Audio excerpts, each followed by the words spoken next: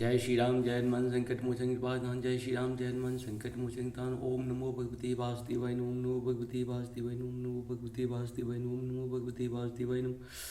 एक वंदे गु शारदा बलाया सुभद्राया बिना वर्तन निग्रहाया श्वेत पद्माश्रया ब्रह्माच्युत शंकरी श्यामांग पातु सरस्वती भगवती निषेध ग्रोम श्री परमात्मा। जय हिंद जय भारत। आप सबों का स्वागत है। मैं राम निशा आपसे निवेदन करता हूँ, चैनल को सब्सक्राइब करें, लाइक करें, शेयर करें।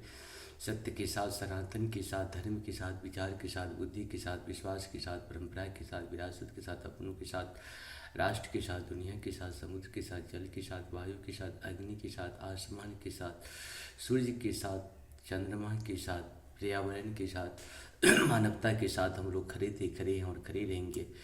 हम रहें या ना रहें, ये राष्ट्र रहनी चाहिए। हम रहें या ना रहें, सत्य रहनी चाहिए। हम रहें या ना रहें, सनातन रहनी चाहिए। हम रहें या ना रहे, धर्म रहनी चाहिए। धर्म एक था, एक है और एक ही रहेगा। धर्म कभी दूसरा हो ही नहीं सकता, जो शाश्वत है, जो कभी ना नष्ट होने वाले हैं।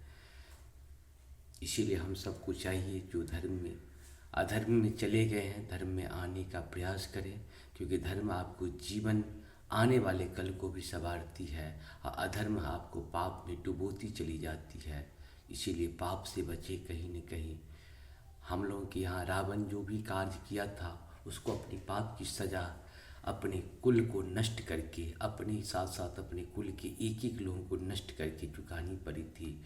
सिर्फ वो सीता को हरण करने का काम किया था और एक सुरक्षित स्थान पे रखने का काम किया था, तब उसे इतनी बड़ी प्रायश्चित करनी पड़ी। और आजकल जो पापी लोग जिस हिसाब से कार्य कर रहे हैं, उनकी कितनी बड़ी सज़ा होगी। वो तो जीव जंतु भी बनेंगे कि नहीं बनेंगे पता नहीं। इसीलिए हम सबको इससे बचना चाहिए। शुरू करते आज हम श्रीमद् भागवत गीता के अध्याय 13वां का श्लोक 1 से लेकर 5 तक सुनेंगे। 13वां अध्याय 13 प्रकृति पुरुष तथा चेतना। अर्जुनवाच प्रकृतं पुरुषा चैव क्षेत्रं क्षेत्रज्ञमेव च एते द्वे ति मिच्छामि ज्ञानं ज्ञेयं च केशव। श्रीभगवानुवाच इदं शरीरं कौन्तेय क्षेत्रमित्यभिधीयते एतेद्यो वेद त्वं प्राहो क्षेत्रज्ञ इति तदित्वतः। अर्थात अर्जुन ने कहा, हे कृष्ण,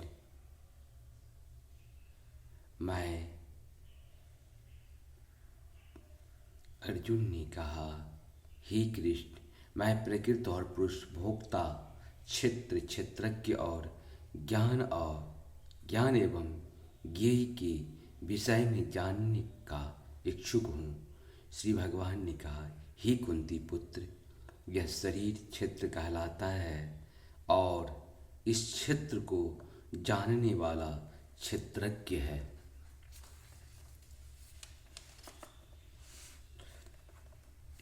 क्षेत्रज्ञ चापि मां विद्धि सर्वक्षेत्रेषु भारत। क्षेत्र क्षेत्रज्ञो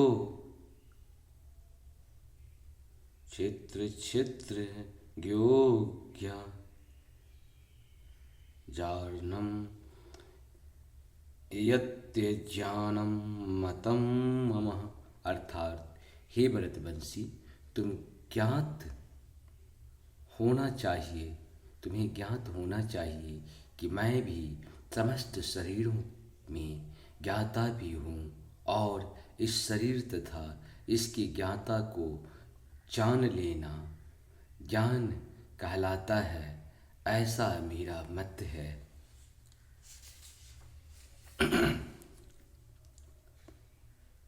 तत्क्षेत्रं यच्च यादुर्च यदि क्वारि यदच्छयत् स च यो यत् प्रभावस्य तत्समासेन मे शृणु।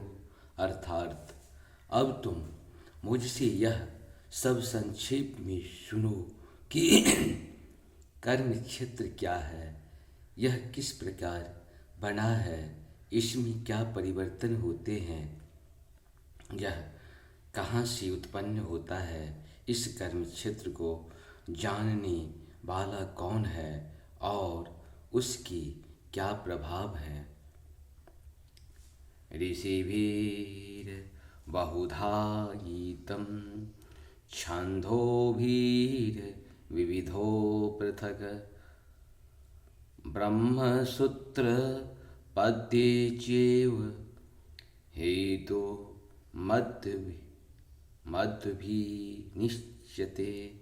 अर्थात विभिन्न वैदिक ग्रंथों में विभिन्न ऋषियों ने कार्यकलापों के क्षेत्र तथा उन कार्यकलापों के ज्ञाता के ज्ञान का वर्णन किया है। इसे विशेष रूप से वेदांत सूत्र में कारण के समस्त तर्क समेत प्रस्तुत किया गया है। इस प्रकार से हम लोग का ये 1 से 5 श्लोक तक पूर्ण हुआ। अब सबको सत नमन। जय श्री हरि, जय श्री हरि, जय श्री हरि। जा पर कृपा राम की हुई, ता पर कृपा करी सब कोई। राम की कृपा के बिना मनुष्य का कृपा संभव नहीं है। जय श्री राम।